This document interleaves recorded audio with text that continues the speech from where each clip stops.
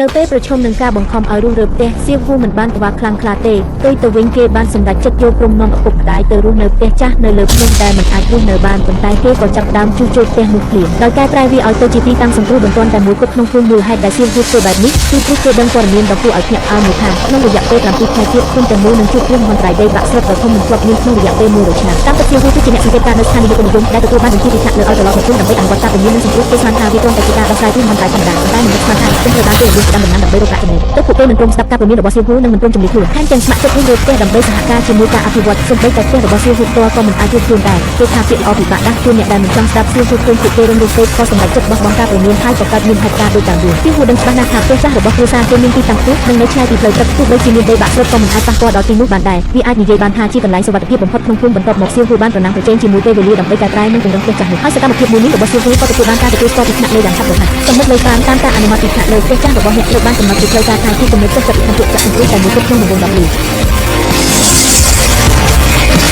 មិនយូរប៉ុន្មានមេភូមិក៏ទទួលបានទូរស័ព្ទព្រមានពីស្ថានីយជននិយមអំពីការបាក់ដីប៉ុន្តែឪពុកកូនមេភូមិដែលមានចិត្តអាក្រក់គិតថាវាជារឿងដែលយុវជននោះបង្កើតឡើងហើយមិនជឿថាការព្រមាននេះជារឿងពិតឡើយកូនប្រុសមេភូមិកាន់តែមិនជឿដោយកំហឹងកូនប្រុសមេភូមិបាននាំអ្នកភូមិឡើងក្នុងទៅរកយុវជននោះដើម្បីគិតគូររឿងនេះទោះបីយុវជននោះក៏មានយ៉ាងនឹងមកថាគ្រោះមហន្តរាយនឹងមកដល់ក៏ដោយក៏អ្នកភូមិនៅតែមិនជឿរហូតដល់អ្នកទទួលខុសត្រូវនៅខណ្ឌនគរជួយសង្គ្រោះមកដល់បន្ទាប់ពីបង្ហាញអត្តសញ្ញាណអ្នកទទួលខុសត្រូវក៏ប្រាប់អ្នកភូមិថាការព្រមានអំពីការបាក់ដីត្រូវបានដំឡើងដល់កម្រិតក្រហមហើយឲ្យអ្នកភូមិទម្លាក់ខ្លួនទៅតំបន់សុវត្ថិភាពជាបន្ទាន់ប៉ុន្តែកូនប្រុសមេភូមិនៅតែមិនជឿដោយគិតថាពួកគេជាទីសម្ដែងដែលយុវជននេះជាដើម្បីសហការជាមួយយុវជននោះក្នុងការបោកប្រាស់ពួកគេមនុស្សចិត្តខ្មៅមើលអ្វីក៏ខ្មៅដែរបន្ទាប់មកកូនប្រុសមេភូមិក៏បោះឯកសារផ្លូវការចោលលើដីក្រោមការញុះញង់របស់មេភូមិដែលចង់រុះរើផ្ទះដើម្បីសាងសង់ចំការផ្លែឈើអ្នកភូមិម្នាក់ស្រែកឲ្យអ្នកស្ថានីយជននិយមចាក់ចេញពីភូមិរបស់ពួកគេហើយខំទាំងចង់ការហិង្សាទៀតផងដោយឃើញថាអ្នកភូមិមិនព្រមស្ដាប់អ្នកទទួលខុសត្រូវក៏សម្រេចចិត្តបន្ថយមួយជំហានហើយយកលិខិតរៀបខុសពីការទទួលខុសត្រូវចេញមក